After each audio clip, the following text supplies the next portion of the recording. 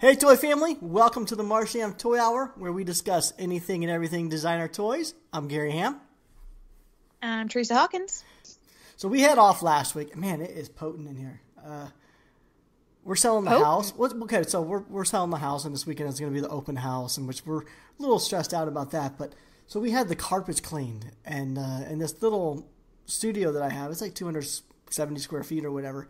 But the aroma of the carpet cleaning is very, very strong.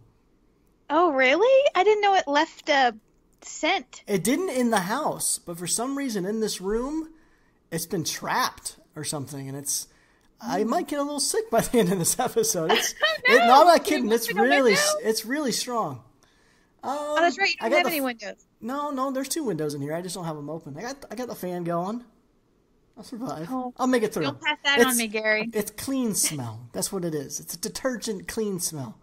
So I'll survive. Anyways, we're down a man. We're missing George again this week. I feel like we haven't talked to George in about 3 weeks now.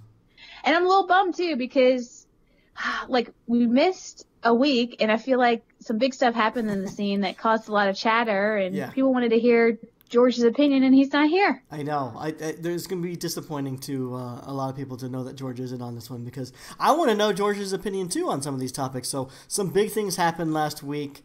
They were talked about quite a bit on Facebook groups and stuff. So a lot of people, it's old news. It's been discussed pretty heavily, but we're going to try to touch on it a little bit for anyone who may not be familiar. So first up, one of the big things that happened last week was Superplastic announced that Janky Series 2 is in the works and should be dropping very soon. And how else it's going to drop? It's going to drop a Kickstarter, just like the first one. So Teresa, rewind to a week and a half ago to when you learned this news, and what was your initial thoughts when you learned that Superplastic was going to do another Kickstarter? So initial reaction was a little surprised, just because Kickstarter to me is more of a kickstarting platform. I'm used to it being for kickstarting a new company or a brand new product, not necessarily being repeated. So it just surprised me a little bit. But now that I've had time to kind of simmer and settle in my brain, it's kind of like, okay, sure, they'll do Kickstarter. Does it turn you off in any sort of way? Are you excited for it? No, I mean, I don't think the same hype is there for me as it was the first go around, because everything was so new with the company and artists they were pulling back in and all of that. Yeah, I remember Paul Budness was coming back from a long hiatus. He was the founder of Kidrobot, and then Hucky, who announced pretty much his retirement, and then he came back with Paul to form a new company. So that was a pretty magical time. We didn't expect that to happen, and a lot of us were wanting to support it. It was very exciting, an extremely well-run campaign. So yeah, I think initially for me it was a little disappointing to hear it's going to go Kickstarter, because I'm kind of like you. I want to use Kickstarter to help a new venture get its legs, and then after that I kind of would like to see them try to walk on their own. But again, I get why they're using Kickstarter. It's a great platform. It was extremely successful for them the first time around, so why not use it again? And honestly, it really does benefit the designer toy scene. I mean, they get great exposure there. It brings in a lot of new eyes to the toy scene. So really, all in all, it's a great thing that they're going Kickstarter again. Yeah, and I mean, there's a lot of benefits to doing Kickstarter again. I'm sure they're going to do Kickstarter exclusive again, and they'll get a good sense of how much to produce and all that good stuff. So, although at first I was like, oh, why? Just release it, right? Just put the second series out there. Yeah. But hopefully some fun. No, it's going to be a very fun campaign. There's no doubt about that. It's just what you pointed out, the just disappointing nature of it being a pre-order scenario again. It's just, I'm not excited about doing the whole backing thing and then waiting 6 to 9 months. I'm just not a pre-order guy. I see it, I want it, I want to give you my money, and I want it on my shelf that next week. I hate the wait. So, but I know what we do know is they delivered on the first campaign, phenomenal quality. They delivered on time, and really the only disappointment that I've heard of was everyone loved the toys. The disappointment was that the Limon and Dolly Oblong Jankies never got produced, and that's, a lot of us backed that campaign because of those two designs. But other than that, it was a pretty much near flawless campaign, and everyone was extremely excited for it. So I'm looking forward to watching the second one. Am I going to partake? I don't know. There's definitely been some designs, Squeak, Julie West, Tato. There's definitely designers that I love and I want to own. I'm not excited for the pre-order blind box thing again. I'm not going to be so huge, I don't think, into the whole blind box aspect, just because I think in a way it's good. They're really good about mixed series, but usually that means there's only a couple designs that grab me. So I'm not sure like if I'll want to go that route, but it'll be interesting to see the different tiers and exclusives they'll do and if one grabs me or not. So yeah, we'll know soon, because we have found out since they announced that the Kickstarter is actually going to begin May 7th, which is this coming Tuesday, yep. Which is tomorrow. Well, But anyway, so yeah, we'll find out very soon what it is and how it'll be, and I'll be shocked if it doesn't fund. But yeah, it'll be interesting to see how it compares to their first go at it. Yeah, I think that's what a lot of us were kind of looking forward to, is how it compares to the first one, because it's hard to imagine it'll do as good. But if it does, wow, that'll be absolutely fantastic. It's crazy. But I imagine it's probably going to do maybe a little less, because there's a lot of people hesitant about supporting the Kickstarter the second go round. Like you said, some of the magic is lost, but I have no doubt that the marketing team is just so good. I think they're going to ramp up the hype and the excitement for this all over again. So we'll see. Like you said, it's by the time people are listening to this, the campaign's probably up and running, so we'll have a good idea of what's going on. It's going to be a lot of fun to watch. Well, and so since they revealed now they're doing Kickstarter, but the other thing that's been cool since we first learned that news is now they've been doing a bunch of reveals. So we have actually been able to see some of the people that are going to be in the series, and I think it's been really interesting because it's a really interesting mix. There's some repeats from Series 1. There's some new names that we're very familiar with in our scene, and then there's a handful that I have never heard of at all. Yeah, there's some ones that I'm not familiar with, but it's a great list. And so let me ask you this. So we don't know that the entire list has been announced. So do you think we're going to end up seeing the Jason Lamone or Dolly Oblong design from Series 1 make its way into Series 2? Or do you think they've just completely moved on from producing those designs? What's your best guess? Good question. I mean, I'm really bummed that they weren't made, and I really hope that there's a chance they'll come to life at some point, but I don't feel like they'll be in Series 2. I don't have a sense that that's going to happen. Maybe down the line we'll see it in a future series, or maybe we'll see it in a larger version.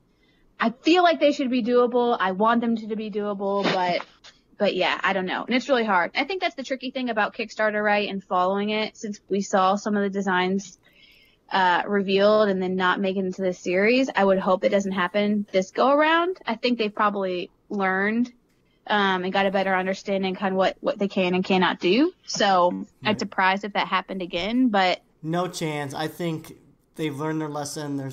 I'm confident everything they show us this time around is going to be 100% produced. And I'm with you. I don't think that Jason Lamone or Dolly Oblong is going to show its face in the second Kickstarter go-around or second series. I think it would be unbelievable if it was. It'd bring a lot of smiles to faces, but I just don't see that happening. I think, we'll find out. Time will tell. Campaign starts this week, so we'll find out. So let's move on from Superplastic. What else do we have? Okay.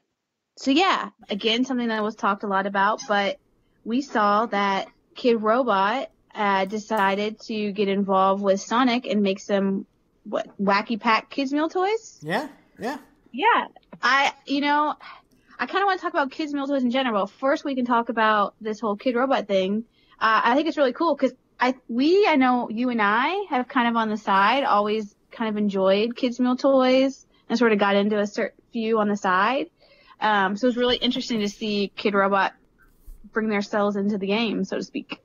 Yeah, it's interesting because we did see a lot about this on the groups, and there's definitely some mixed feelings throughout the community as to these being kids' meal toys. And I understand totally both sides of it. Some people are excited about it because it's going to open potentially new doors and eyes to the scene, they say, and some other people are saying, especially the veterans of the designer toy scene, feel this is, hurting the artistic integrity of the platform that they love, which is mainly the Dunny. If it had this just been using the Labbit and money, I think people would have thought this was awesome and they would have no issues with it. But because it's using the revered Dunny, they're afraid the Dunny platforms is being cheapened. They're afraid that the artistic integrity and dignity of that platform is being lost a little bit. And I gotta say, I don't know, I went and picked some up. And are you familiar with bathtub toys, Teresa? Yeah. Okay, so that's kind of best way to describe the toys that you can pick up at Sonic and the Kids Meal. They're very malleable, squish toys. I actually have a video up in our group. I have a video and I'm showing the 4-inch Dunny and the Labbit, and you can just crush these things in your hand and they suck the air back in and they reform their shape. They're nothing like your 3, 5, 8-inch Dunny. Completely different quality.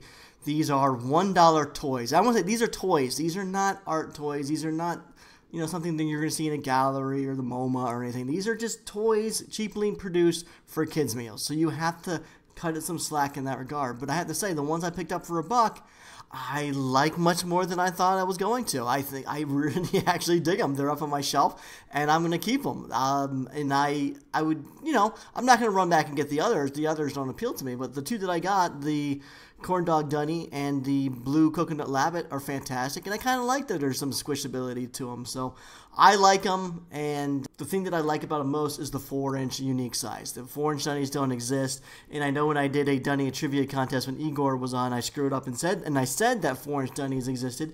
And I predicted the future. I was correct all along. Sure. But yeah, and I think it's interesting too. They're one-part pieces, right? Versus like articulation and all that. Exactly. Yeah. No articulation. It's a one-part mold. Well, and so I have a Sonic near me, but I haven't had a chance to go by and visit. And I wasn't even sure if I wanted to, because like I kind of had mixed feelings. But I was like, all right, like it doesn't bug me that they're doing this, but I don't have any interest, right? But now that I've seen your video, it was so intriguing to me because I was like, like I did not expect them to be squishy. So now I really want to pick one up just to kind of like see it and feel it in hand. And back to just, I guess, the feelings of it, from the scene. I mean, I get the concern about the Dunny being included. I mean, I totally hear where people are coming from, that while we've seen Kidrobot evolve over time and do a lot more licensed work, we've always had Dunny as our thing. They've left that as the art-focused, designer toy-focused thing they produce, artist-driven. And so when we saw the Batman Dunnies come out and now this sort of kids meal toy use of the Dunny, I think just a lot of people get concerned and worry about what that means for what they do for us. But for me personally, I mean, I don't see it having a negative effect, and I don't see that meaning that they're going to stop suddenly doing all the work they're doing with Dunny today. So I'm not worried. I think it's interesting and exciting, and it's a fun way to pull the kids in, and it seems like a totally fun, approved kid toy, right? The fact that they're these squishy bath toys. Now you can go stick a Dunny on your shelf, and if your little kid's grabbing for it, you can let him have it because he's not going to hurt it. Exactly. And there's no fear there. But yeah, so it's an interesting move. It's not high quality. I understand why some people are disappointed by the move, but for me personally, it's not going to change my opinion of the artist designs, or I think it's going to affect the value of Dunnies going forward. I think it's a different avenue for Kidrobot. They were bought out by NECA. NECA was probably not looking to use Kidrobot only for designer toys. They were looking for them to do licensing and pop culture and, probably get a much larger presence in the big box stores. And I think this is an interesting avenue and way for them to reach that younger, new audience that's not us. They're trying to get brand recognition early on with kids. So what better than a kids meal? Get that name recognition with the Kidrobot name, so next time they walk into a Target or Walmart and they see that Yummy World with Kidrobot name on it, the kids are probably maybe gonna put some recognition there and want that toy too. So it's Yeah, it's just a marketing move. I'm no marketing major, but I'm sure there was a lot of thought put on this by Kidrobot's part, and I'm sure they know that our scene and community was going to gripe and bitch about this. So it's something that's probably not news to them, and I think it's something that we're going to adjust to. And also keep in mind, anything that seems like that has collectability, those things usually do end up becoming Happy Meal toys or Kids Meal toys at some point, whether it's Hot Wheels or Beanie Babies or Barbie. Yeah. Exactly. I mean, the Kids Meal versions are never the same quality as the actual toys. It's like, Hot Wheels. They've, been in tons of different Kids Meals out there, but they're never die cast. They're never good. They're always cheap plastic. But there's Hot Wheel collectors out there, and I'm sure they don't even give the Kids Meal toy versions the time of day. So, yeah. And I mean, I don't even think that would have been part of the conversation if the Dunny hadn't been included. I think it's purely because the Dunny was included along with the Lappets and the Moneys. So, and I get it. I completely hear where people are coming from, but I guess I'm just kind of sitting back and saying, they did it. It's a thing, and I'm not worried about it. The stuff that we love from the artist standpoint, I don't see that stopping. I mean, they clearly are committed to it, and we've even been seeing some really cool things with the collaborations they've been doing with, like Loch Nesters and just like So they've done lots of great collaborations. They made some great decisions with it. So I think where our community is concerned is just they love this platform. Designers want to design for it. Customizers primarily only want to customize the Dunnies. They still dabble in the Moneys and the Labbits and stuff like that, but Dunny is the one that they really want to work on primarily, it seems like, and that's the one that seems to have the most collectability behind it.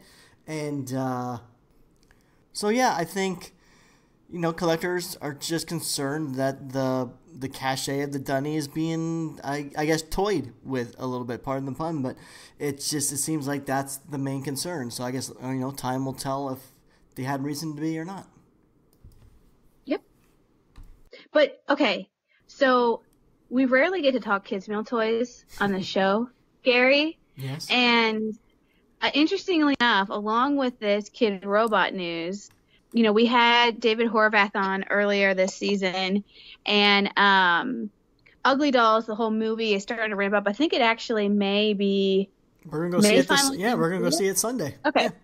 But did you see that there were some really fun Ugly Doll Happy Meal toys that they were, of course, not in the U.S., but other countries are releasing? And how annoying is that? We can't get them. It seems like every other country can get these. But yeah, no, I saw them. I think they're fantastic. I commented on them, and what I really like about them, so those not familiar, they're pretty much all white figures with some black ink outlines for the mouth and the eyes. But other than that, it's kind of like a DIY toy that you can get in the McDonald's Happy Meals.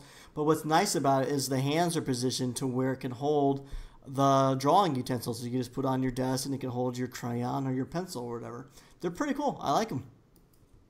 It reminds me of that Crayola series that Kidrobot did. Exactly. Do you remember that one? Yep. Yeah, and I thought that was fun too. Like, I liked the idea that you could swap in a pencil or pen of your choice. Yeah. For it to just sit on your desk. It'd be cute. But like too at bad home or you can't get one.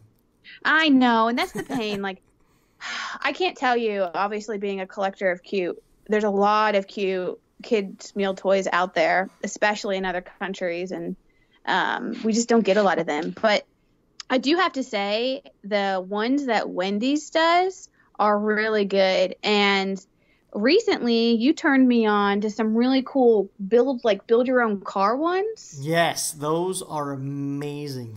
I believe there are 6 different designs, and anyone who doesn't know, Wendy's makes the absolute best kids toys. They're very rarely are they licensed. Usually they use a lot of freelance designers to design their series. So a lot of creativity and a lot of fun and thought put into the toy lines, and the engineering is great. But so these ones were designed by Chip Wass, and yeah, every design is fantastic.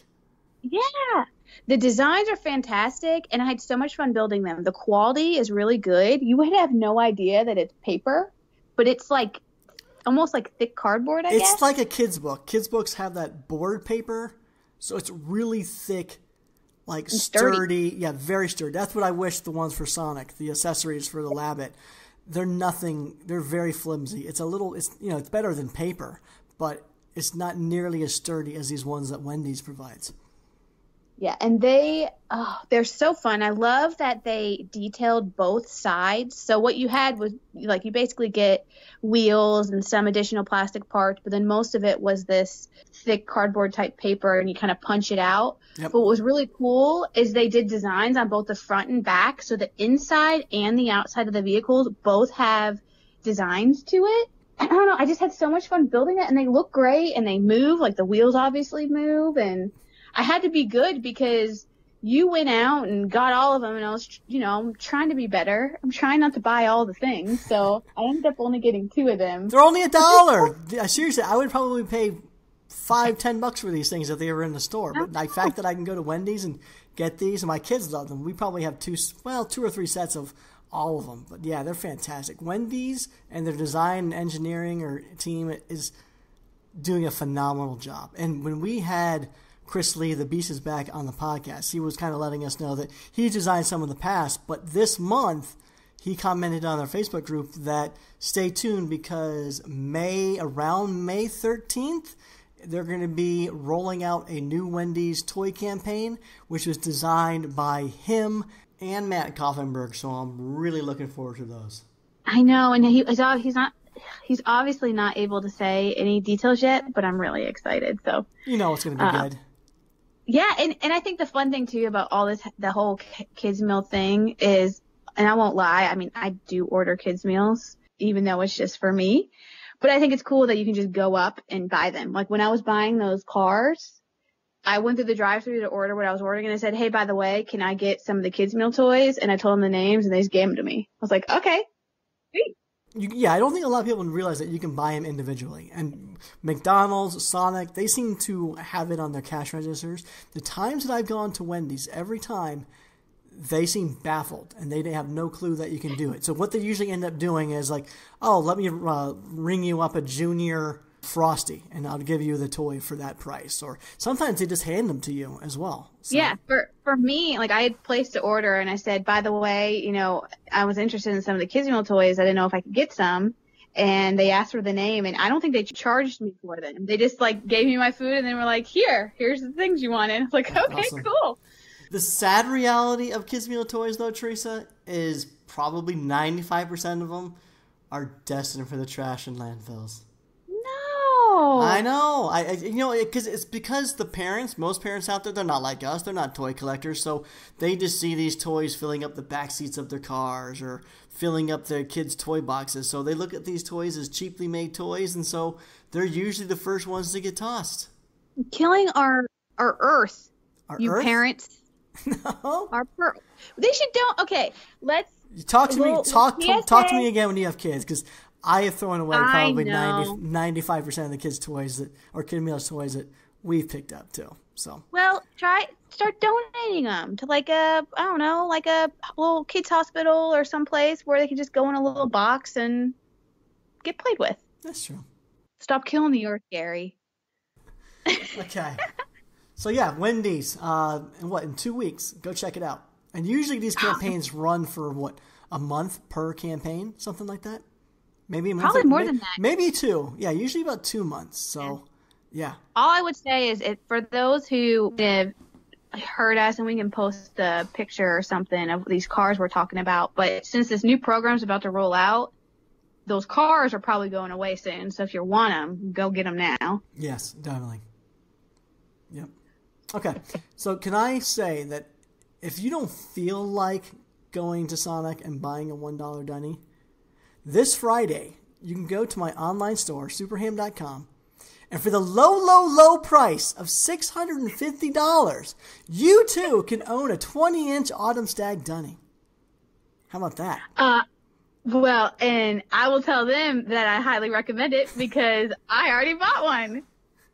So that's awesome. I know it arrived when your parents were in town, so you didn't get to fully enjoy it.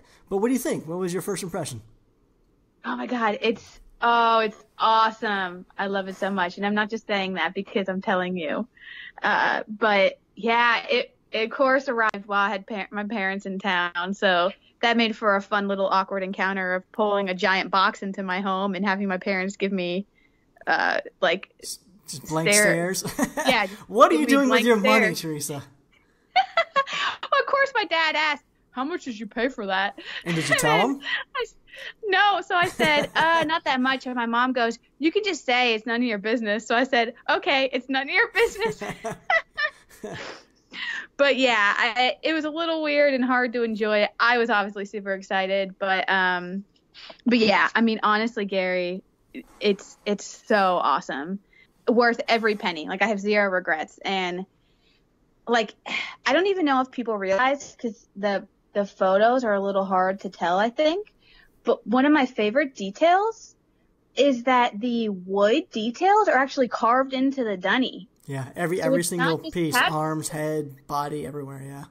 Yeah, so like the veins and the leaves, all the bow tie and the wood grain and all of that, it's carved in details, which I think is so cool.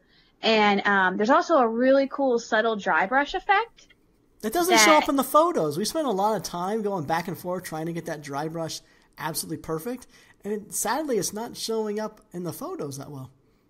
But maybe we gotta, I don't know, before your sale, you gotta post some close-ups of some of that stuff, because it does look really, really nice. I mean, in hand, I couldn't be happier. I love this thing. And I don't care that I get weird blank stares from my family. It's totally worth it.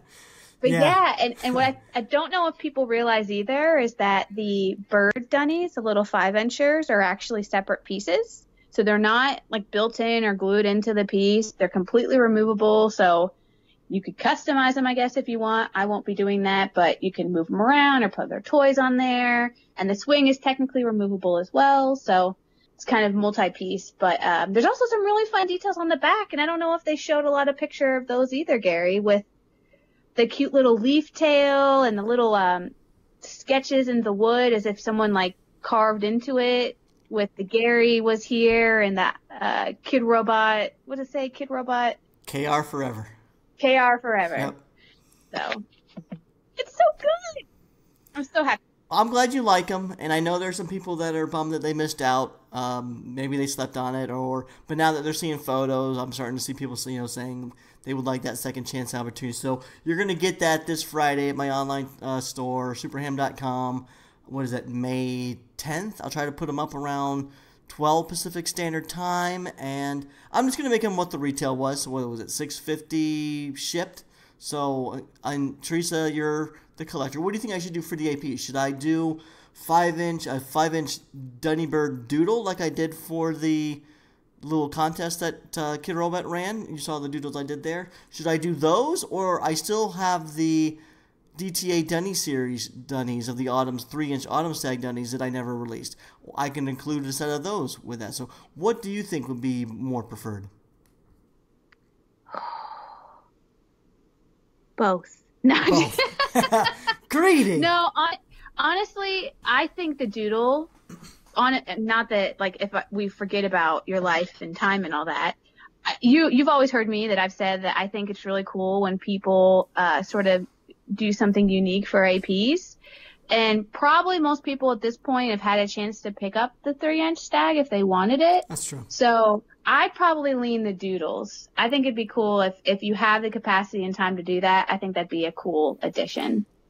Yeah, and I don't like to just spit out doodles. And you saw the ones that I posted on Instagram. I put some time into those. I went out and I bought these Japanese paint markers, Posca. They're fantastic. So they're not going to bleed or run over time like a lot of the Sharpie stuff will. So, yeah, I can do that.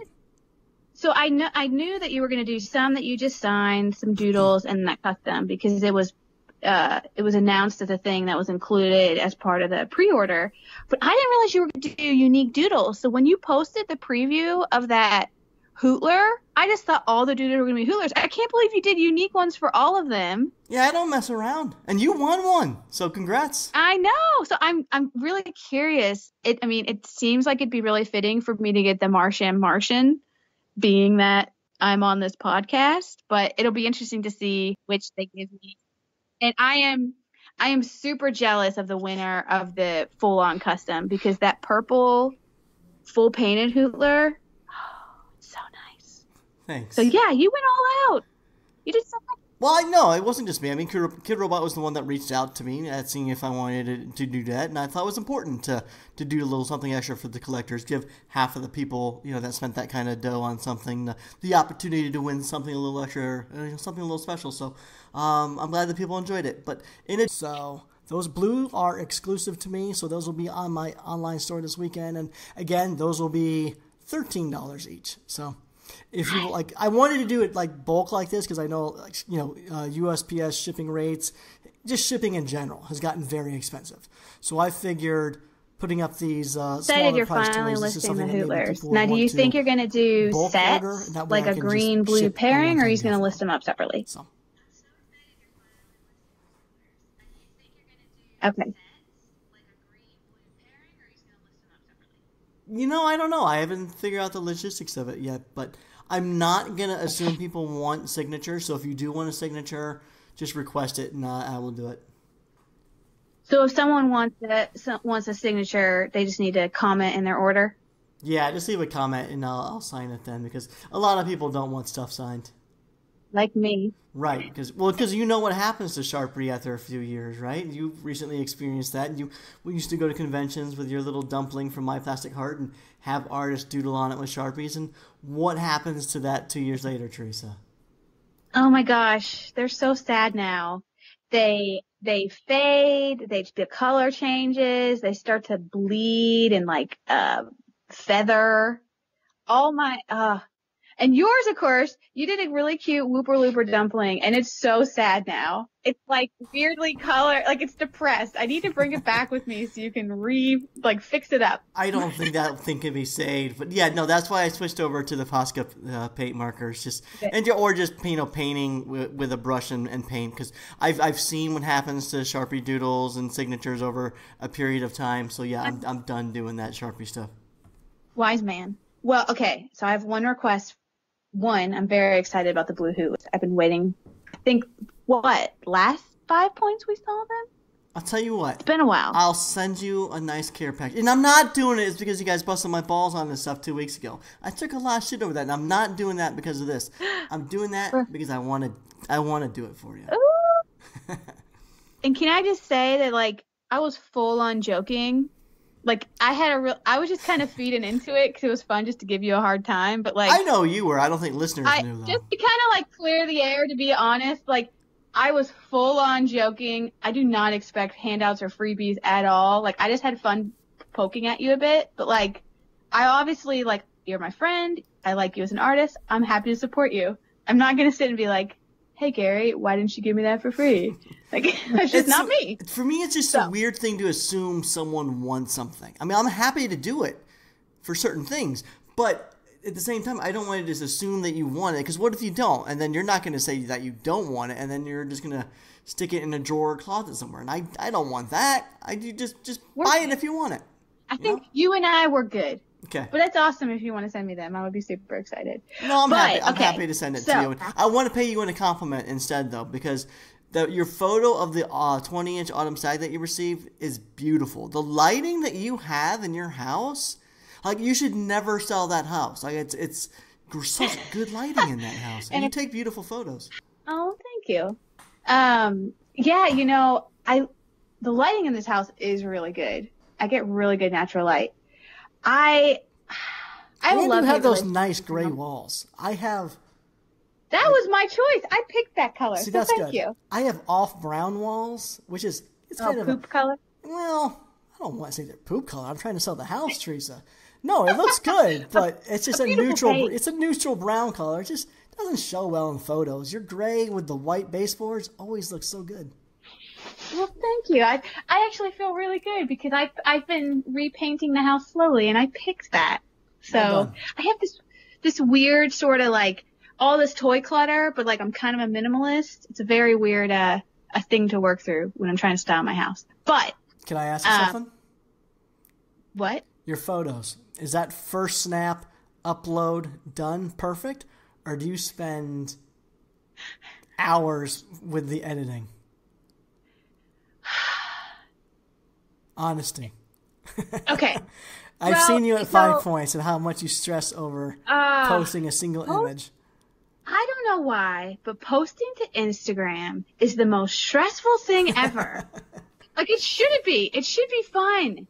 It always varies, but I always way overanalyze. Like, I way overanalyze which photo to post and do fiddle a lot with it. But, like, it depends. Like, some photos I take, like, 2 shots of and I pick one, I edit and I get it up. Like, the stag, no joke. Like, I took some photos and I was like, and like, it was kind of a weird day, weird lighting. I was like, I don't like those. I'll take some more later. Took another round. Not great. Take some more. Like, my camera roll is just like stag photos. Cause like, I want to get it right. Like, I care. Like, I personally really care. Like, I want my photos to be good quality. And so like, so it takes me a bit to get a photo, but then once I know what feels right. Like, I'll take a photo. I'm like, yes, okay, I'm liking this. But then, yeah, I'll sit in Instagram and I'll fiddle a little bit. And it's not so much that I have to do a lot of editing. It's just like tweaks. Like, because I think we've talked about this before. I don't do any for Instagram. I do everything on the phone. I take my photos on the phone. I do my editing in Instagram. It's just there. And so it's more like, do I up the brightness a little bit? Do I play with the contrast? Like, I kind of fiddle back and forth. So it's just like a fiddling process, but I think most of it's in my head. Like, it's more like an obsessed process because you're like almost OCD with it. I saw you, I said 5 points, but it was actually Designer Con. We went to lunch with you. You took some photos of Elfie in front of Designer Con.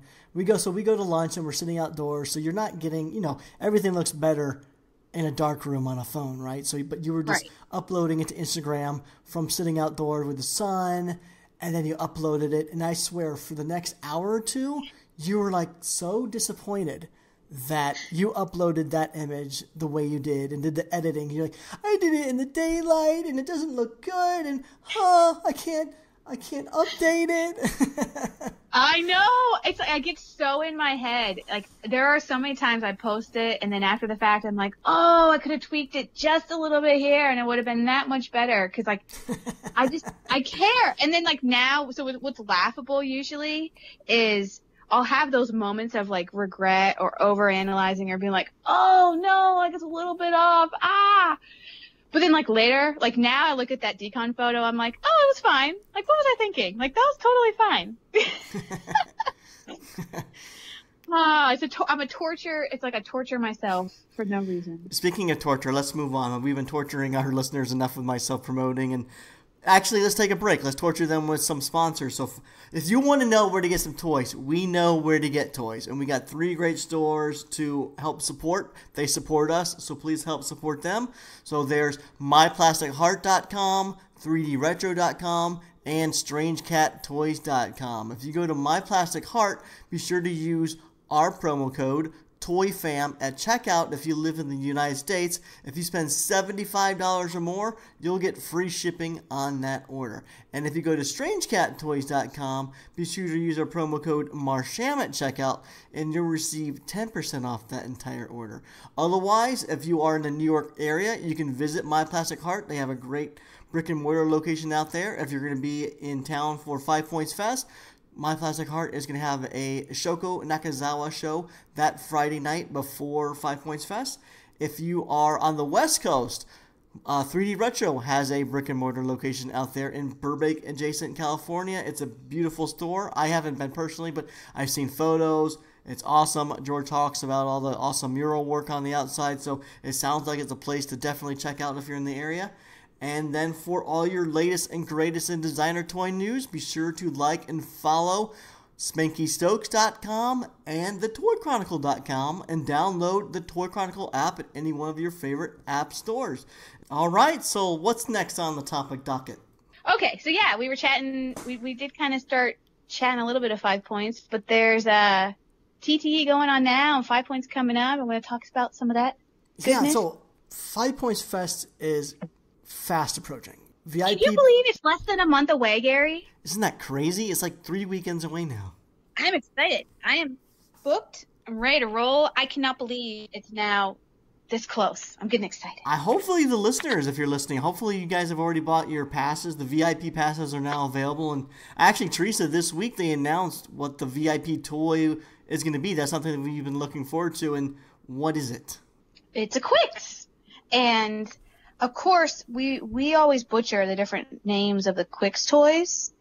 But I believe it is the first of its kind of a new Quicks model. Can I just say, I can't stay on top of the Quicks releases. Like, so many. It seems like one every week. I can't keep up either. Right? I mean, how does a collector of Quicks stay on top of it? I mean, especially if they're completists. There's just no way to purchase everything, right? You think about, like, I think for me, Funko is, I guess, an equatable thing for me where I can't keep up. Like, the amount of stuff they are pumping out, it's just impossible. And you're right, Quicks is kind of getting there. It's crazy. Yes, so many releases coming out at a quick clip of Quicks releases. But anyway, so we got sidetracked. You mentioned he's doing the 5 Points toy for the 5 Points VIP pass? So the VIP toy is a Quicks piece. They're teaming up with Marsham Toys, and I think it's it's the very first release and launch of this brand new tech figure. It's a Micro Tech 63. It's going to be a 3-inch figure, and it's going to be sparkle gold. So apparently it's limited to 300 pieces worldwide. Because that's the amount of VIP tickets being sold, and that's the only way to secure this piece is by buying a VIP ticket. Okay. That was revealed, and in a way, it's not shocking because we know Quicks is kind of blown up in the scene, so it's kind of fitting that it's going to be a Quicks piece. Can I just say it? There's a lot of pressure, it seems, to do the 5 Points VIP dining. High. Yeah, the bar's high because last year was Instinct Toy did it, and they did the Erosion Molly, and then you got to follow that up this year with something just as good, if not better. And then, because the pressure of it, that's kind of the item that's going to help sell the passes, and yeah. Yeah, and you're right. I mean, I feel like they set the bar really high when they did that Instinct Toy piece with the erosion miles. Like, oh, whoa. So yeah, they kind of they kind of created some pressure for themselves there to keep it rolling. So I think it's great. It's fitting, and it's exciting that it's a new model, a new figure that hasn't been out there yet. So yeah, they haven't revealed the full shots yet, just kind of like a silhouette. We'll have to wait and see what the final reveal is, but that was pretty exciting. And along with the VIP toy reveal, since it's coming up hot and fast, I was checking out the vendor list on their website, Gary. Yeah. And I was surprised. I noticed that Instinct Toy and Unboxed aren't on the list this year. Really? And and so Instinct Toy, I mean, it surprises me just because they've been there since the beginning, and I know they've had a really cool sort of section off in the corner, and it's like one of the few chances to get Instinct Toy at a U.S. show. So losing them really bums me out, especially since they did the VIP toy last year and all that. So maybe it's like still up in the air, but that surprised me. And then I was bummed to not see Unboxed just because for me, with the whole coin thing they've been doing, I was really hoping to have a chance to finally spend some of my coins. I know. I was going to send you some coins in your package, too. Oh, it's like, I mean, I'll still take coins, but it's like, look, when am I ever going to have a chance to, like, go up there with my baggie full and slap them down and trade them in?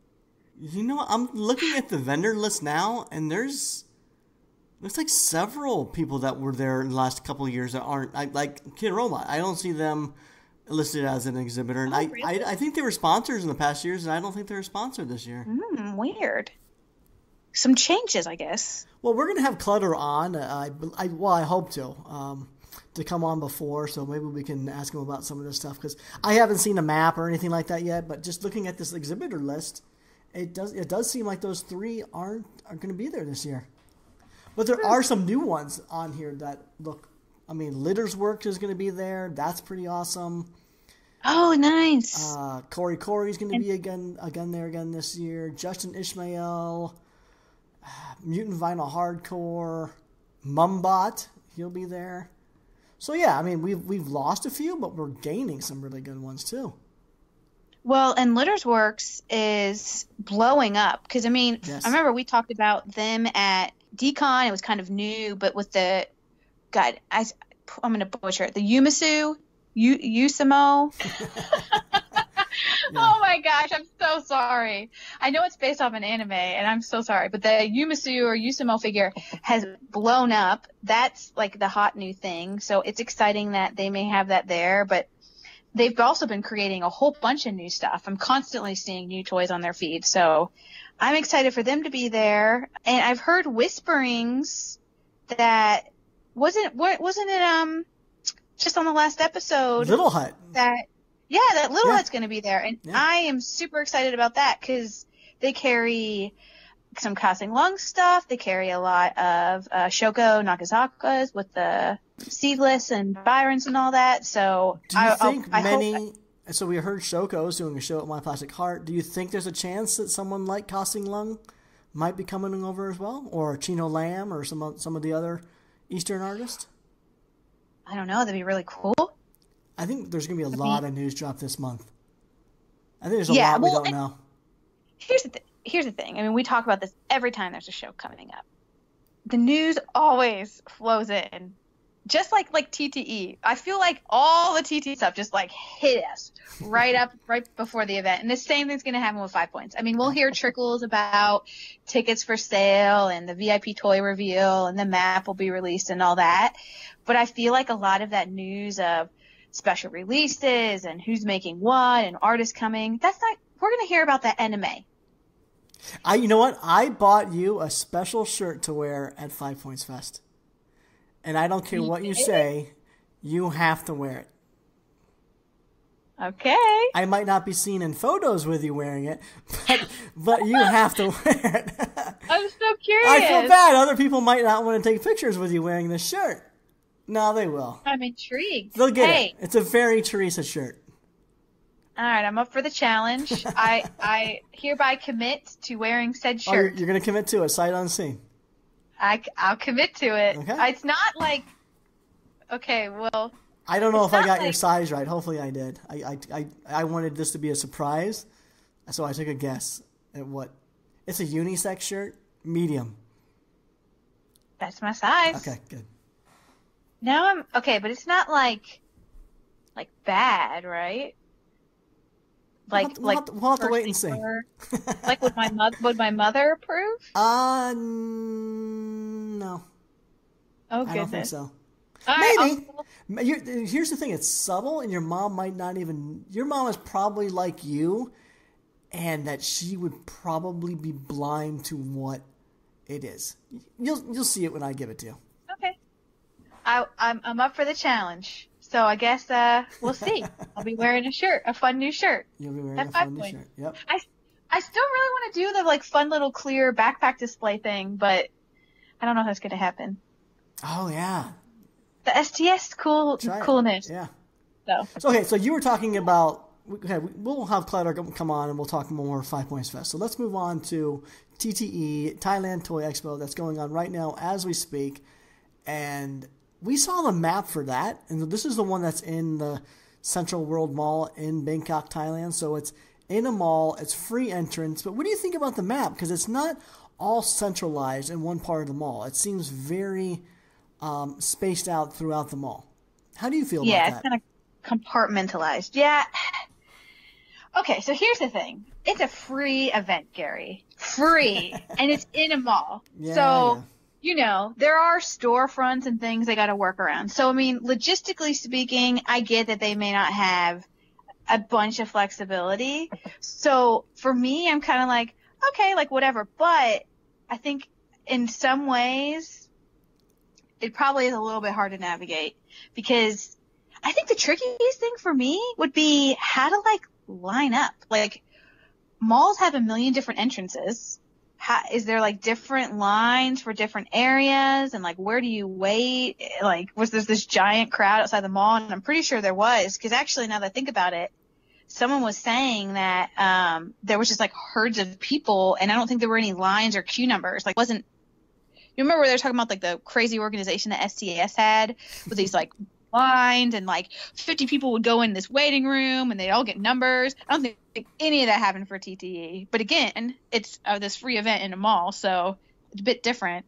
So yeah, it sounds like the logistics are a little tough, but for me, it's free. So it's I'll take it with a grain of salt. It's free. What about you? I would rather pay than ping pong back and forth across a giant mall. Like, this seems pretty spaced out. I'm old. I don't want to walk that much. I hear you. Oh, no, it just caught me off guard how spaced it was. But I saw these lines forming in front of H&M and just like, standard mall stores. So that's kind of weird to see. But I was going through, you sent me a link to a Facebook group, and I think there's like 800 photos taken from this event. And our guest last episode was Jack from Vinyl Pulse. He's out there doing awesome coverage, a lot of great videos. So be sure that you're following Vinyl Pulse on Instagram and Facebook, and you can see all the videos. But Teresa, I said this before, like with the designer toy scene going on in Asia, I really do feel like that old man in a nightclub. There's so much going on in Asia. And when I'm going through this 800 list of photos, I'm really only familiar with maybe 20-25% of it. And I'm doing a weekly podcast. I feel like I'm fairly on top of things. I pay attention. And I see this list and I feel overwhelmed and unknowledgeable as to what's going on. Do you feel the same? Yeah, no, you're not alone. And I think part of it is certain stuff has bubbled up, right? And gained enough popularity that we're seeing it, and stores over here are selling it, right? So we're learning about the Casting Lungs and the Puckies and the Shoko Nakazawas, but you're right. Like that, when I found that album, I was like, oh my gosh, like someone posted a crap ton of photos, and no joke, I sat and I looked through that entire album. So did I. And you're right. I mean, you're seeing stuff, and you're even seeing some artists that aren't from Asia that came over to display there, but there's so much out there that's brand new. And I think it's just the product of how things are. I mean, there's so much stuff going on over there, and I don't think there's going to be any way for us to keep tabs on it all. I think it's frustrating because I want to feel like we're being informative and we can't possibly stay on top of everything that's going on out there. I was truly overwhelmed. Yeah. But on the flip side, I always find it really fun to discover new things. So it's exciting for me to flip through this giant album, and I mean, it's a mix, right? That I'm like, oh my God, that's really cute. I've never seen that before. And then I'm trying to figure out the artist and see if they have an Instagram. And okay, so what are some things that you saw that you liked that you're looking forward to? Oh my goodness. So obviously there's a ton, and I feel like we could go on and on and on. Maybe we can try to be good and cover a variety of stuff, but thinking about new finds, there were 2 different companies that caught my eye that I had never heard of. One was called Food Myth, and they do have an Instagram page with a pretty low following, but they had these really cute food figures. Burgers must be in right now. Obviously they've been in, but it was a really cute pig burger. Yes. So the top bun was like a pig head, and the bottom bun was the pig feet, and the inside were the fillings. Did you see that? That's one that I saw. I didn't know what it was called, but I saw that one. I'm like, I want that. It's so cute. And they have other figures, like there's a little ice cream cone and like a monkey french fry, and I don't know, like I had never heard of them. And while we're talking food toys, clearly food has been a thing and continues to be a thing. But did you notice that beer colorways seem to be a common theme for TTE? There was a few that I noticed. There was, and they look pretty good. The seedless one and the ranging on one, those look really nice. Although I feel like the seedless one had it backwards. I feel like the white froth should have been on the head versus the tail. Yes. And then I saw another one by Unbox was the Ziki Dino. Yep. Which I want to get your opinion on because it actually says Beer Dino or Dino Beer, like actually written in text on the toy. Do you like that?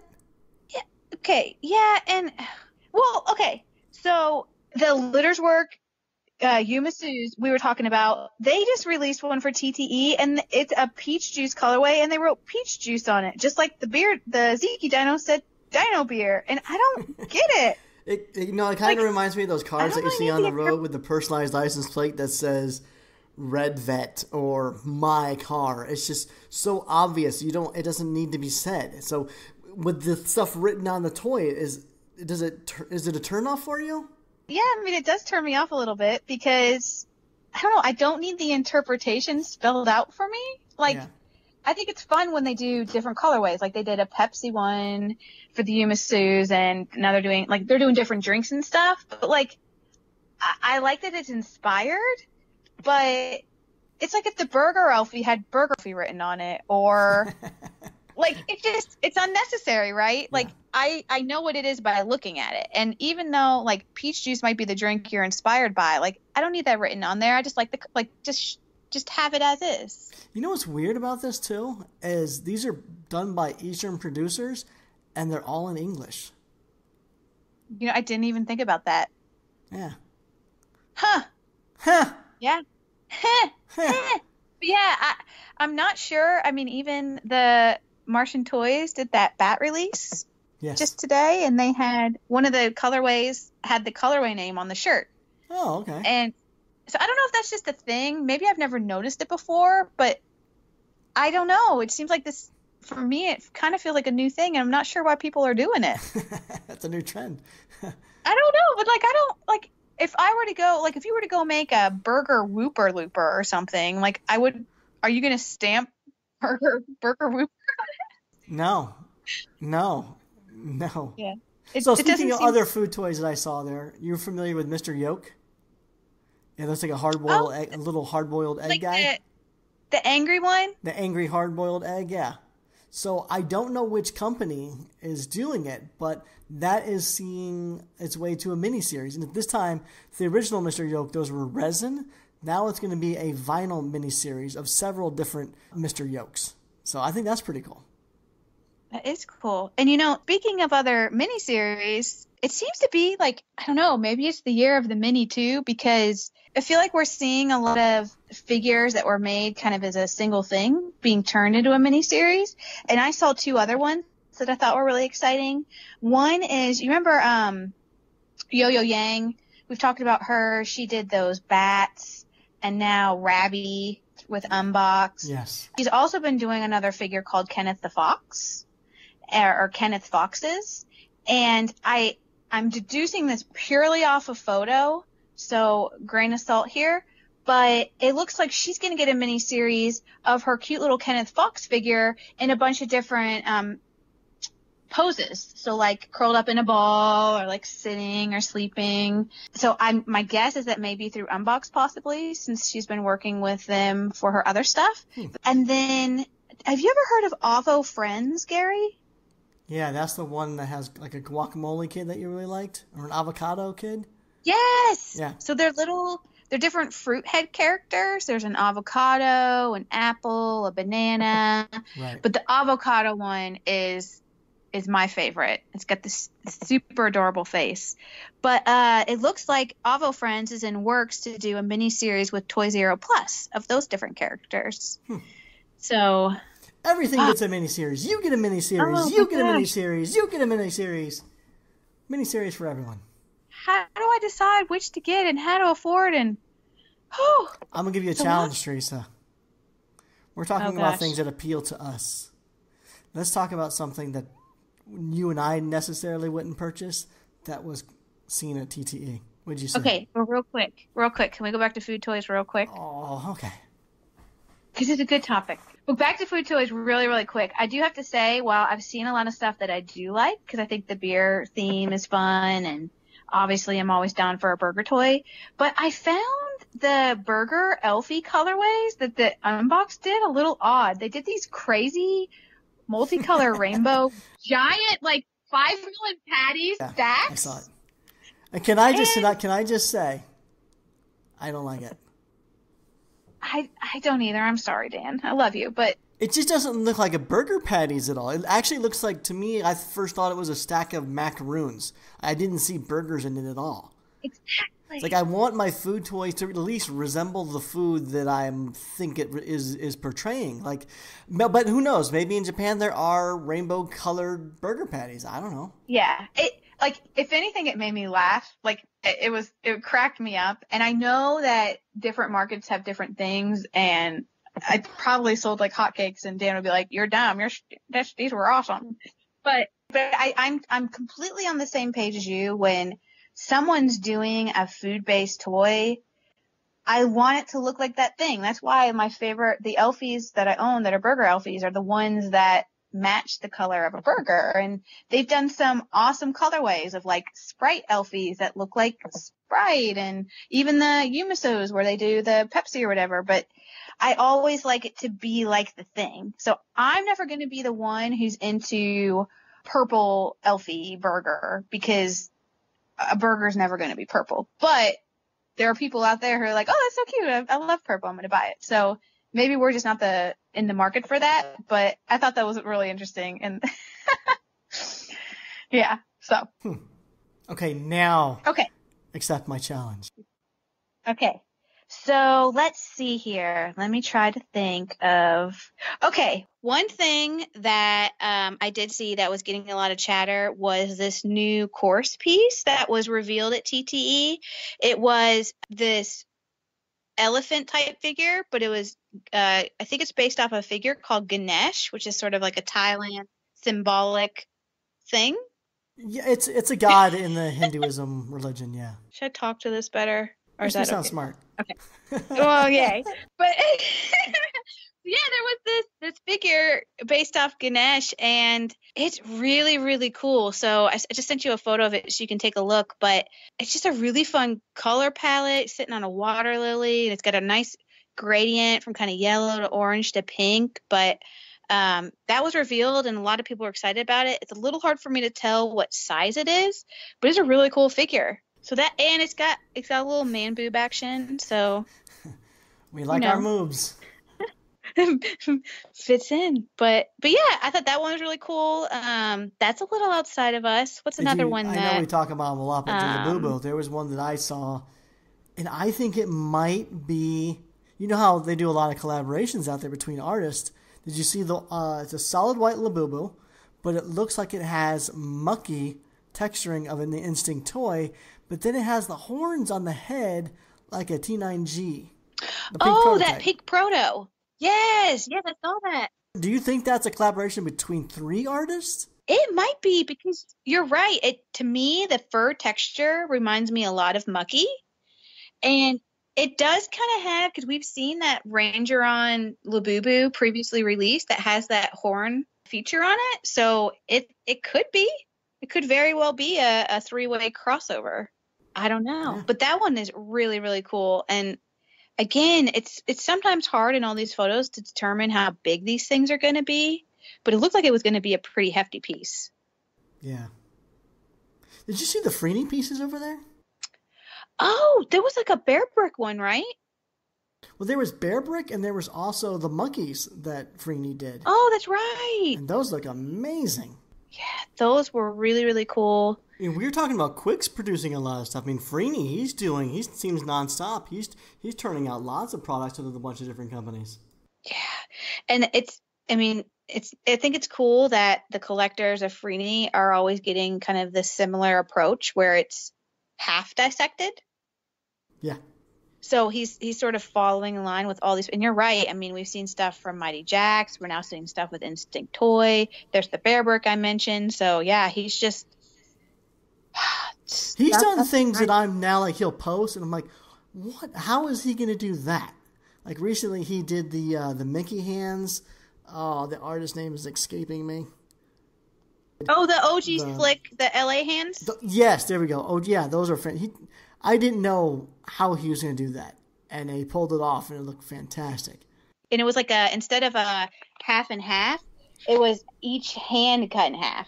Yeah, I liked how he did that. That was really cool. It made it more like a 360 turnaround toy. And he's always done really great work, but I feel like now, I mean, maybe I'm just appreciating it more because I'm really fascinated by his process and trying to guess how the final piece is going to look. Like, he recently did the Chino Lamb Maguro. I'm like, okay, how's he going to pull this one off? And it turned out fantastic. Yeah, he can take anything and dissect it. I mean, really. He really can. I mean, It's crazy. I mean, and it's fun too. I mean, if you follow him, he does other stuff too. Like, he recently did a Darth Vader dissected, and I mean, if you look, that is teeny what he was having to do. The size of that and how small Like, you should go scroll through those photos. Yeah, I'm not familiar with this one. It's his most recent post. It was for the whole Star Wars day tomorrow. May the 4th be with you. But if you go take a look, I mean, this is a teeny figure, and I'm really bad about knowing scale sizes. So I don't know if it's like a 1/12 or whatever. But I mean, that is some minuscule work he's having to do. Phenomenal. So, yeah. I know I've said in the past, like, wow, how long can he possibly do this dissected thing? But lately, I'm becoming reinvigorated with it. Like, he's just done such a phenomenal job with some of these translations. I'm kind of like back into it. Yeah. No, I'm with you. I'm always curious to see. It's like, okay, what's he gonna tackle next? Yeah. So, I'm trying to think of anything else. I mean, speaking Instinct Toy, there was a really cool third colorway they revealed of the Ice Erosion Molly. Did you see that rainbow glittery version? Jesus, yes. I saw a video of it, and I don't even know how that thing exists. That is the most beautiful, shimmery. It's like glitter with shimmer. I don't know, but I saw a video of it and it was phenomenal. But then I saw a video still in that Facebook group of 800 pictures, and it looked completely different. So I don't know if it's just like a lighting thing or what, but when in the lighting of that video, my jaw hit the floor. It was amazing.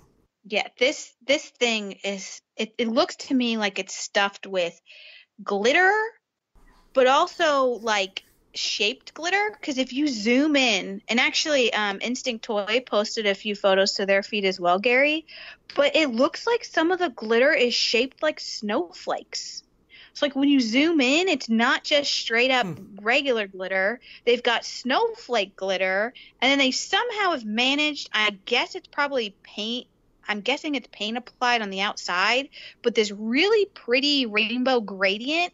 And it's not so much like a straight gradient of just like a top down. It's kind of almost watercolory, like mixed and matched throughout the entire piece. It's so intriguing. That's why I'm disappointed that if they're not going to be at 5 points, because I want to see all this stuff up close.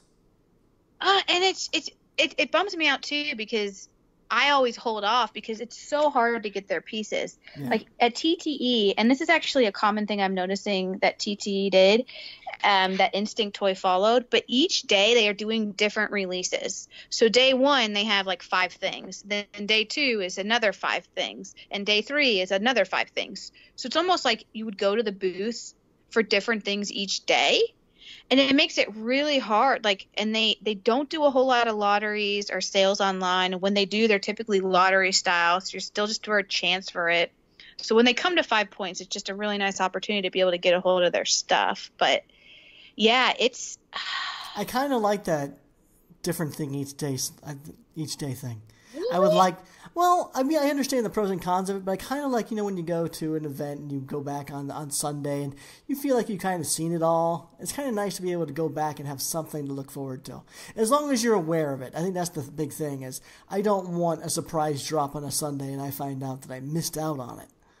As long as there was some heads up that the blue one's going to release on Saturday and the orange one's going to be on Sunday, I kind of like that. It's the upfront piece for sure, because at Decon there were things I missed because they were using that model. So I didn't know, but they were doing some stuff Saturday, and the next day on Sunday they put some new things out, and I totally missed it because we've talked about this. It's so hard once you're at an event to be on top of social media. I'm there to be at the show. I'm not staring at my phone. So I think if someone can be pretty upfront about it, then I wouldn't mind it. But it would be really hard if it were a secret thing just announced while they're at the show. Yeah, I would be bummed if I missed out on something too, because they didn't. And they just announced it later the night before the convention. Because you're right, people don't look at their phones when they're in there. Another thing that I saw that Don Datadub Karatzer, Datadub, or just Don. Or just Don. We can just call him Don. But no, everyone seems to know him as Datadub. So Datadub of 1,000 Toys. At TTE, what they had is this setup where it was called West to East. And they're using this platform to basically introduce some Western artists to the Eastern crowds of all these Eastern conventions that they do. And so the artists they had on display this year were David Horvath, which I feel like everyone knows who that guy is. And some of the other artists were Sad Salesman, Horrible Doorables, and Swordblade Jungle. So I thought that was pretty cool that they were doing that. Yeah, it's the whole like show the East, us folks from the West, kind of starting to blend the worlds, which I think is good. Yeah. Well, Oh my God! Wait, did you see the Candy Bolton like giant Bake Kajura statue? Oh, and it was a chibi. It was a chibi? Did you notice? Yeah. So she's got a new Now I gotta go look. I don't have my phone in Yeah, the statue at her booth was a chibi-fied, well, a blown-up version. She's doing a new version of Baka Kajira in a chibi format. And she revealed it at TTE, and the statue at her booth was like a giant-sized version of it. I completely missed that because there were a couple things going on in that photo. You know what photo I'm talking about? The one on Instagram? Her statue photo? Yeah, the one where she's standing in front of the statue and she's wearing this. It wasn't a dress. It was like a long shirt, and she's kind of lifting that up a little bit to show some legs. So forgive me if I didn't notice that was a chibi statue in the background. I was distracted. Yeah, but like I didn't look at her because I don't. It's because you're a girl, Teresa. You don't. She was standing in front of the statue showing some leg. I got sidetracked. I see your comment now. Yeah, I mean, both are very sexy and appealing, right? Oh my gosh. Well, get your head out of the gutter and look at the statue, and you'll notice that it's chibi. It is cute. Okay, I see it now. Yeah. It's cute. It's stubby. So she revealed, or she made the debut of the new chibi version. She has some hand-painted versions that she sold as well. I feel like she's got that. We talked about her unicorn. She has that new Baku figure. She's just a busy lady. She's very busy. So I talked to her. I reached out after our last recording with her. So she wants to come back on, but she's traveling out there in the East right now. So when she comes back, we'll get her back on. Well, and speaking of trying to get West to meet East, Marsham Toys went back this year, and they did another custom show, which I think is great. And they did the Bakumba, which I love that figure. I don't know if you've seen it. It's, I don't even know. Would it be like kind of like an axolotl-ish? Ish. With like a little skull hat. Yep. I like that platform. That's fun. It's so cute. And I I thought it worked really well for customs. I saw quite a few that I thought were really, really fun. So, Oh, Gary, you never let me finish. At the very beginning of this, I was telling you about my new finds, and I was going to talk about the new astronaut one I found, the space one. Okay, talk about your space toys. So, along with discovering Food Myth, I also came across this company I hadn't heard of called Momo Planet. And they're these super fun space-themed toys. And they all looked so fun. Like, there's like a space robot where it's like a little doggy controlling a spacesuit. And this kind of cute little, I'll call it a mouse, like a blue guy with these big mouse ears. But what's really fun is like the helmet is shaped like his head. So the helmet has ear holes. So it's kind of like a mouse head shaped helmet on his head, but it's super fun. Did you see those? I'm looking at it now. They're cute. Yeah, they're cute. They're cute. I don't have a reaction. It reminds me of so much other stuff that I need to process what I'm looking at. Because right now, kind of a sticky monster feel. Exactly. It has it's not. It's just the renderings and the colors and just the overall feel and the shapes does have a very Sticky Monster Lab feel. And I think that's the hurdle I need to get over, because when I'm looking at the toys, they're nice, but I'm still seeing Sticky Monster Lab, even though it's not. My brains doesn't know how to process this. Wouldn't it be interesting if somehow they were behind it? It was like an offshoot of Sticky Monster. I would not be surprised. I wouldn't. Yeah, I could totally see it. But I thought they were fun. And how is it? Like, this seems like a brand new company, right? And it seems like there's a Momo Planet store coming, and they got more big giant statues. It seems, again, this is what I'm talking about with Asia. I don't know what's popular, what's new. Like, I'm so baffled. I don't know. When I see giant statues or something, I'm thinking that's something that's popular. But maybe like brand new, unestablished people in the East can get giant life-size statues made. I don't know. I'm just very confused about what's going on. It's hard because as we talked on the STS episode, we learned that they're off on their own social medias and they're doing things differently. And so we get a little help when we see coverage from these overseas events or find some photos, or Toy Chronicle writes a post about some overseas toy. We're able to learn about it. But other than that, I mean, how are we to know? I think that's the case with this account. They're only following their MomoPlanet_official on Instagram. They're only following 7 others. They only have 70 posts and just over 1,500 followers. So, yeah, to us, they probably seem new, but they're probably huge on WeChat or something. Right. Who knows? Well, and like Food Myth only has 136 followers so far. So, but again, I mean, when we were talking, so originally when I'd look at these, I'm like, okay, that's brand new. But now I'm like, well, maybe it's just because it's Instagram. Right? Like, right? I mean, our social media playground isn't theirs. So it's hard. Different sandboxes. But yeah, I mean, I feel like we could go on and on and on. I mean, there's another space toy that I've had my eyes on for a while now. It's that really cute Coco astronaut by Kenton Works. Right. And it's adorable. But I'm trying really hard. So you'd be proud of me, Gary. I'm trying really hard to hold out and wait for the right colorway. There you go. They've released like 5, 6. I'm not even sure at this point, and I'm being good, and I'm waiting. I'm trying to wait until I see one and go, that's the one. It's really hard. I won't lie. Speaking of waiting for the right colorways, the Map Gray's Dino Kitty, the gray one, saw its first release at 3D Retro over the weekend, and they sold out. So now I'm the green? The green one, yeah. And it was like, 250 pieces. So now I'm starting to get I was going to wait for the next, I'm assuming there's a pink, and there's, we always assume there's going to be multiple colorways. So now I'm stressed, like, that sold out so fast. Like, maybe waiting wasn't so smart. Gary Ham. See, I told you. I'm not going to fall for it, though. If I don't get it, the one I want, then fine. So be it. It's really hard to play. It's a hard balance. It is. But I was really excited they finally released it. I did hear that it seemed to have sold really fast online because I missed the original sale time and I went online to try to find it and I couldn't even find it. So I think it had already gone up, sold, and been pulled by the time I tried to find it. Yeah, don't pull it. If something sells out, don't pull it. Because when I go back that night, I want at least have sold out over it. Have the same damn image with sold out over it. That way I know what happened.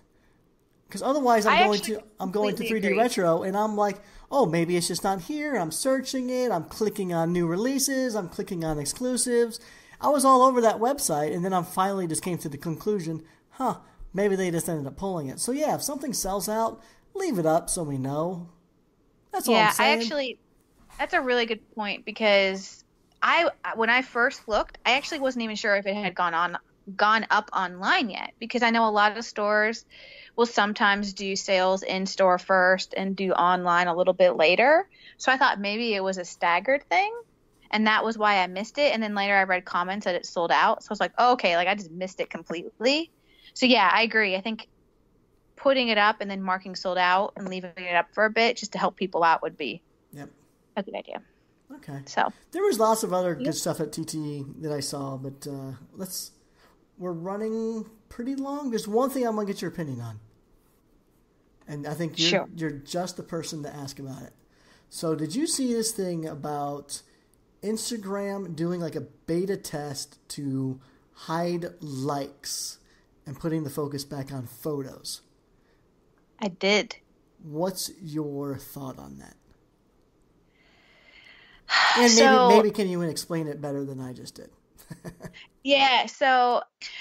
Basically it's this pilot concept. So I don't think it's officially rolled out or 100% going to happen. But the idea is that today when you go and look at photos in your feed, there's obviously a like count, right? So you can see as you're scrolling through, this already has 100 likes or 200 or whatever. And the thought is that they're going to hide that. So you'll still see it for your posts. So anything I post on my account, I would still behind the scenes be able to see that info. Okay. But when I'm going out and looking at everyone else's post, that would be hidden. So I can still like it, but it's not going to display there with the photo.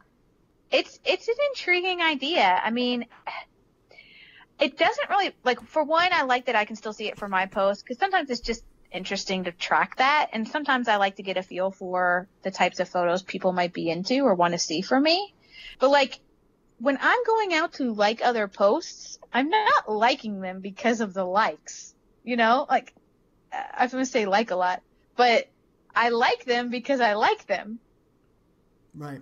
So I don't know. It's an interesting idea. I mean, I like the idea that the focus, they're thinking about trying to make the photos more of a focus. It's just, I feel like Facebook in general, since they took over, is doing all their screwy algorithm crap. So I don't know. To me, it's a small potato kind of thing in the world of all the crazy stuff they've done to this platform. I miss my chronological order. I miss the days before algorithms and ads, but I think the article said they're going to test it out in Canada first or something. So who knows?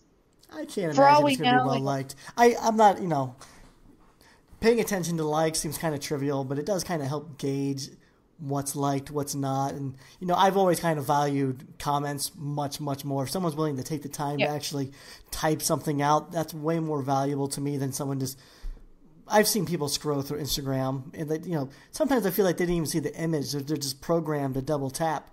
So if someone takes the time to write a comment, I think that carries more weight. Yeah. Okay. I agree.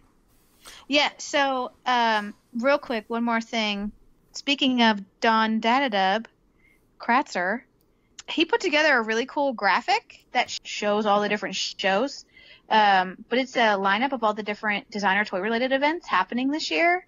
It's a really cool visual of all the stuff to come. And I feel like finally this might be the year, Gary. I feel like every other year I'm always like, what is this? What is STS? What is TTE? What is BTS? What is, I'm always confused. I feel like I'm maybe starting to find, oh my gosh, what am I trying to say? I'm starting to finally get the hang of it. It's sinking in? This is the year. I can't commit to that because I'm just still really confused by the TTE photos. I do think I'm starting to get a grasp of the Eastern conventions, but I'm feeling lost more than ever as to the producers and the companies and all the artists involved in the Eastern side of designer toys out there. So I can't commit to that. I'll get there though. Maybe next year's the year of traveling abroad. Yeah, we'll see. Yeah. I don't know. It's just it's really fun to see that visual. We can add that up. But okay, can we do one more super random thing? Sure. So there was that Quick show at My Plastic Heart recently, and I just have to say, because we've been talking about Quicks, we were talking about his VIP and how he's blowing up. Oh my gosh, they did a live video on Instagram I saw that. Of the auctions. Oh my gosh. So they actually they ended up recording and showing the end of the auctioning. And I know they were letting people submit bids through email and stuff. There's no way, though, they could have participated in the end of that. Because the dude was a freaking auctioneer going like, I got a 2,000, give me a 2,200. I got a 2,200, someone give me 2,500. I got a 2,600. And I was like, oh my gosh. It was crazy. That dude was Robert Lemuno, by the way, so he did a fantastic job. And if he's not a professional auctioneer, he's definitely, I think, if anyone who watched that live video he's gonna be getting some gigs out of it. Oh my gosh. And so not only was the experience nuts, but the last two pieces that they auctioned, and again, I can't remember specifically the names of them, but they were the figure that Marsham Toys produces, where it's kind of the hands in the hoodie. Right. Tech 60, I don't know. But the last two figures they auctioned were the craziest. And Gary, did you see what the final prices were for those? I saw I know one was over 2,000, and I think the other one was over 1,500. Yeah, it was 1,600 and 2,040. Wow, that is nuts. That's so much money. That's a lot of dough. But the event looked extremely well attended. I saw people were lining up for that show the night before. At like 2 a.m., there was 3 guys in line. And by the next morning, there was another 15 to 30 by lunchtime. So, yeah, it was – people were very excited for that event. And I think it got cleared out, right? Everything sold out? Yeah, to my knowledge, everything sold out. And you're right. It had crazy lines. It looked packed the entire time. I'm sure Vin was probably sweating dealing with all the crazy. But, yeah, the auctions all did great. And kudos. It looks like, kudos to Fly Plastic Heart and Quicks. It looked like a great show. And now I'm nervous. I'm kind of nervous for this Shoko show coming up before 5 Points. I really want to go. But I'm not going to go in line at like 2 a.m. So, hey. That's because you're not a flipper. That's why. Because this isn't your business. But if we stop talking about it, maybe people won't realize what's going on. Or I can just say, hey, peeps out there, let's keep it chill. Let's just show up 30 minutes before. We'll find out. I know. You're flying in early just for this. You paid an extra night of hotel so you can be at that show on time. So I hope you get something. I know. Well, it's a combination of that show, but also, if you recall, last year was a bit stressful. I had some travel issues trying to get in the day of the show, and I wanted to avoid that. So I thought, you know what?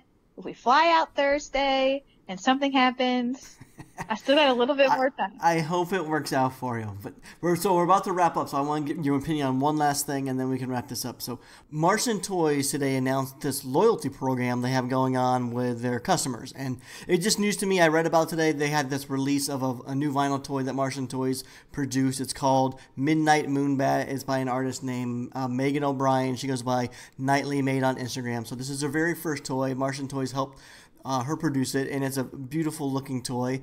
And so with the rollout of this, they announced this loyalty program, and from what I can gather, if you purchase this piece from them, it gives you an opportunity to get a ticket or a pass or something to then partake in a future release that Marsham Toys does. It somehow gets you the ability to purchase it before the general public. And I was wondering, have you read about this? Do you know about this? And what do you think? Would it be difficult to coordinate a thing like this?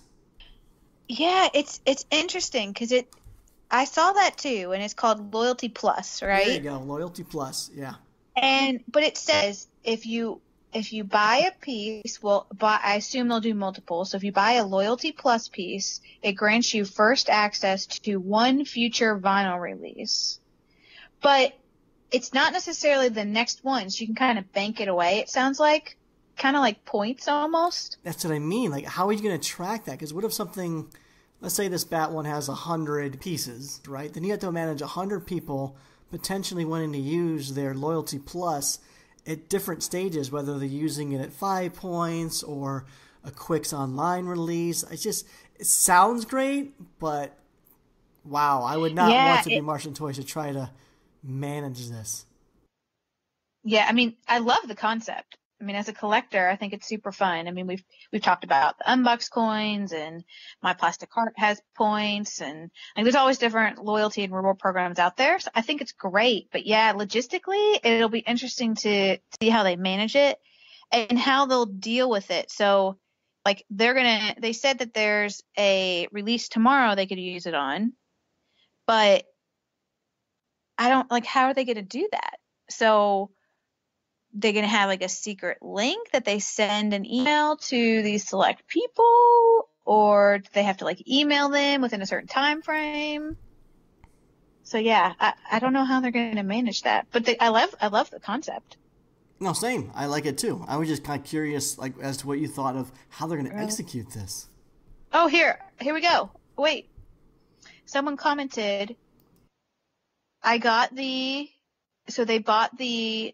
bat, and they said, I got the bat, how do I get early access? And Marsham Toys said, DM us for a link. Oh, okay. So it sounds like they're going to go with a special link path. Yeah. No, that's interesting.